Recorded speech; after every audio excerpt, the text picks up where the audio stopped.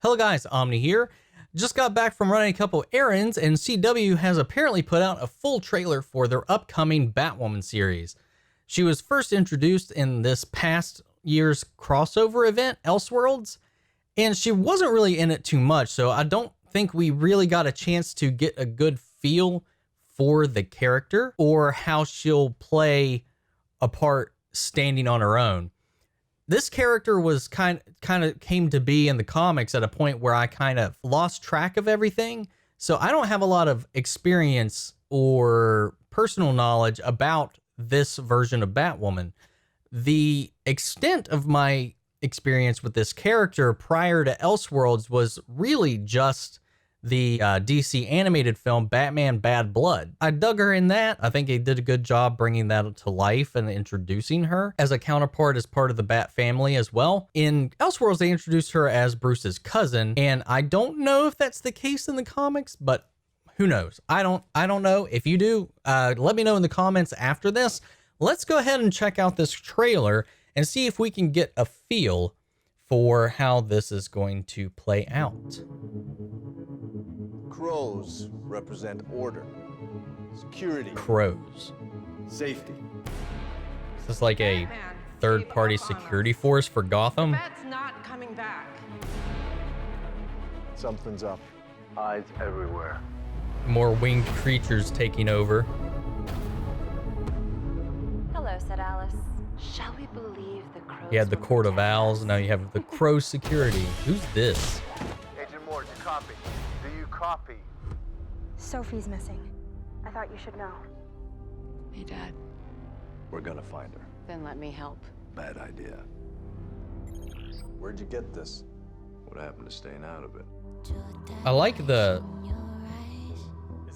pace of this trailer and the look. The production looks really good.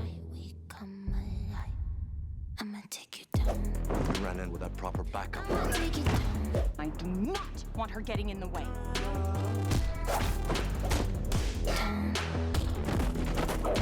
I mean, I like these sequences so far. Curiouser and curiouser. What do you want? I need you to send your father a message. What's that say on the wall? I have left, Kate. And I don't want to lose you too. Wayne Enterprises. Wayne Security. You owe my boss a new door. Your boss is Wayne my cousin. Security. Is that Lucius' You don't son? want to go to any of that. You were seriously not supposed to know what's down there. I So I mean, have he this knows in what's rolls? down there. How does she find out?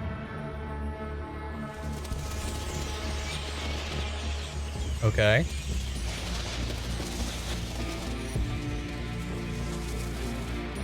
Dude, really? I We need you to actually fix see the it? Suit. The suit is literal perfection. It will be. When it fits a woman. Okay.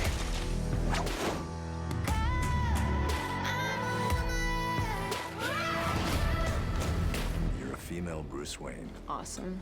Hilarious. Handsome. Okay. I like that moment. That was a good, she played that off really nicely.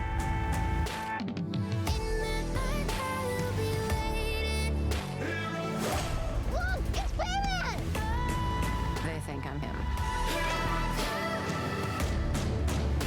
I'm not about to let a man take credit for a woman's work.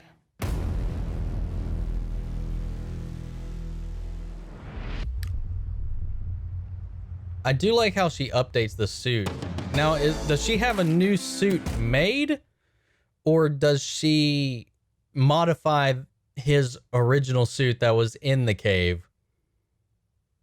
If that's the case, I feel like it wouldn't fit no matter how much they modify it. So I would assume she has a new suit made. That can't be Lucius, right? I'm assuming that maybe that's his son because he, in the comics at least, becomes part of the Bat family. Who knows? I guess we'll find out.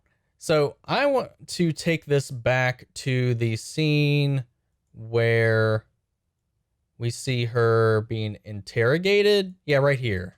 What's on the wall? Because it says something. No, not this one. Right here. Twinkle, twinkle, little bat, how I wonder where you're at. Okay, that's interesting. So she gives me like an Alice, got a white rabbit lamp over here. Alice in Wonderland. Well, I know we have Batman has a villain, Mad Hatter, but I don't know that there's like another Alice-y themed villain character that I'm aware of. Maybe for Batwoman and her line. I don't know. I'm not sure. Might have to do some research after this. But yeah, I have just a couple of concerns because it's really just 2 lines. And I know CW is definitely a progressive channel, and I really appreciate that. I love the direction and stances that they take in representation and making sure that there's like equal notice, equal covering, and somewhat equal representation on screen for these characters, these superheroes, and all that stuff. I really dig that. The issue I've had with Supergirl, and it really only stands out very much, is really anytime they talk about her cousin Superman, which is funny because, like I said, I don't know that in the comics that she is actually related to Bruce. So that might be a change for this universe, at least that I'm aware of. Please correct me in the comics. Correct me in the comments if I'm wrong. Like I said, I'm not very familiar with this character at all. I know Barbara Gordon, Stephanie Brown. I know those characters, and I don't remember really, like I said, having much to little to any experience really with this character past Elseworlds and Bad Blood. So I'm not going to really have anything really to comment about the direction of this outside of that general knowledge. But one thing that I'm concerned about, like I was saying with Kara Zor-El's cousin Superman, is really, like, I understand the choice, and it is Supergirl's show, but it always feels like there's not a stance of equality being promoted with it. I always get this sense, and it only comes up when Superman's involved.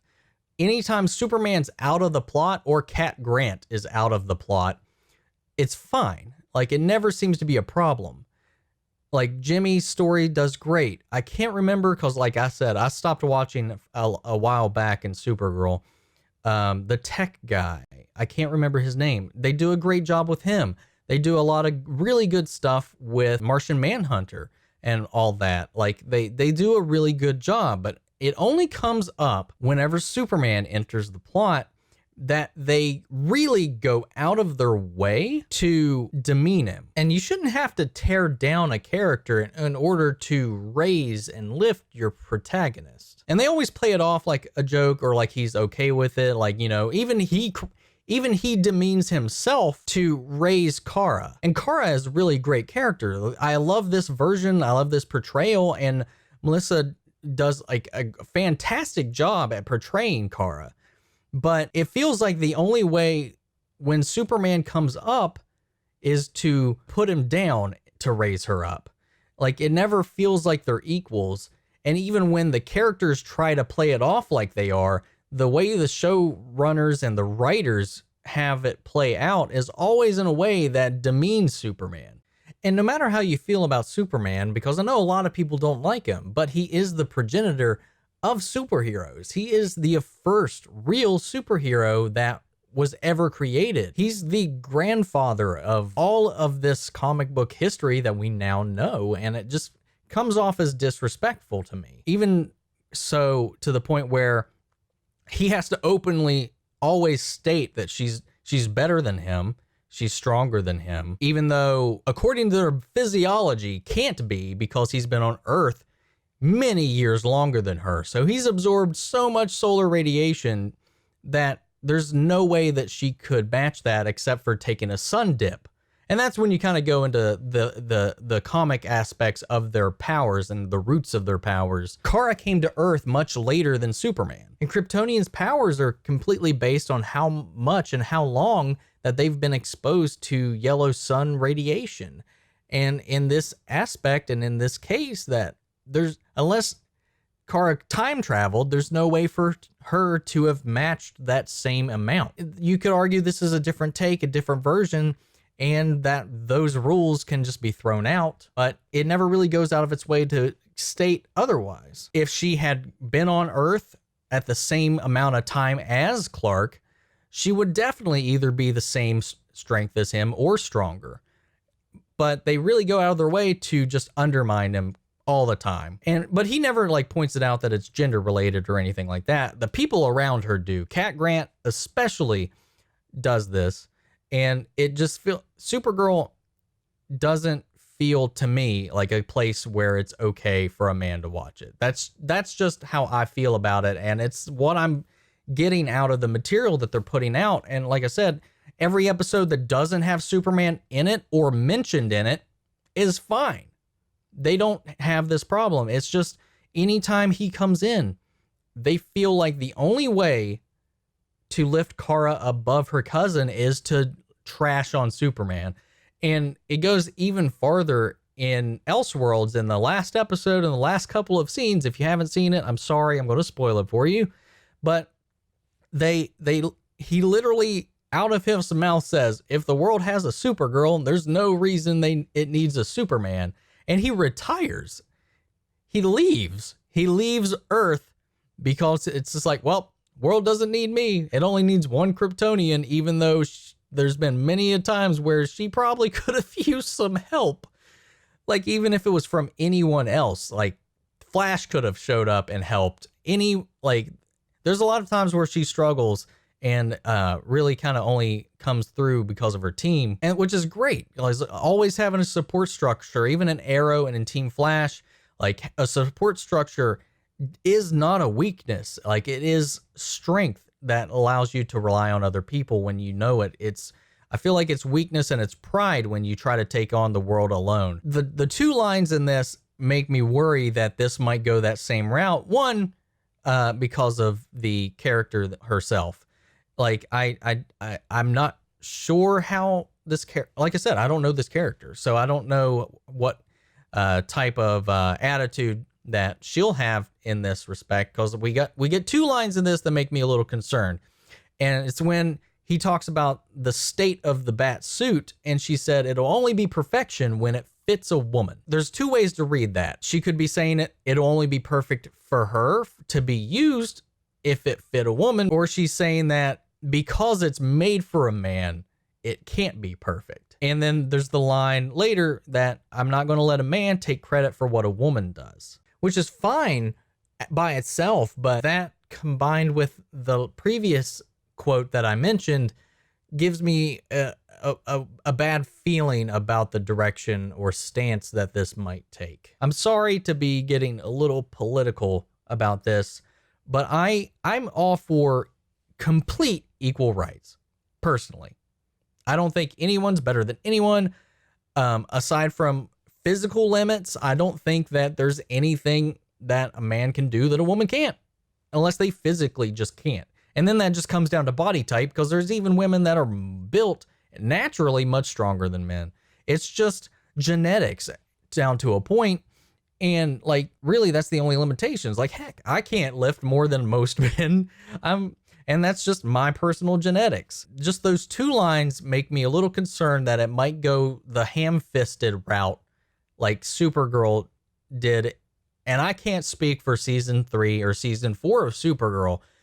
I just know from what I've seen, I've watched all of season 1, I've watched all of season 2, and it was the end of season 2 that actually made me physically furious that I stopped watching the show completely. I only watch Supergirl when she comes into play with the crossover events, so that I'm not completely lost. If the show's changed since then, sure, please let me know. I don't like the fact that I have to mentally cut out a part of this universe. I watch every CW show that's DC related, except for Supergirl now. Despite the fact that I love that character, and I love, I don't know how to say her last name, so that's why I just keep saying Melissa. I love how she brings to life Kara. She's such a warm-hearted soul, and she brings a lot of charisma and just strength to that character.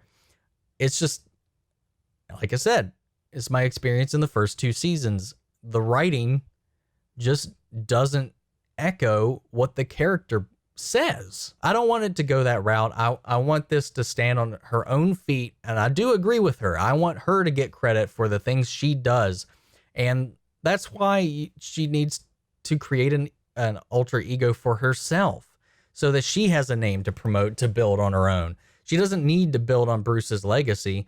Just, you know, take on her own identity, do her things her own way, and earn it herself. That's the hard part with characters that come out of the shadow of a prior existing character. It's always kind of hard for them to stand on their own. There's very few that have done it. Nightwing is a very good example. He's one of the few Robins that have really come into their own and created an identity for himself out of the shadow of Batman. And that's really great. And I really hope that this does this as well and executes on it, because I don't know, with Arrow ending this fall, I'm really curious how this universe is going to carry and move forward without it. Without that, and with Legends kind of seemingly on a decline.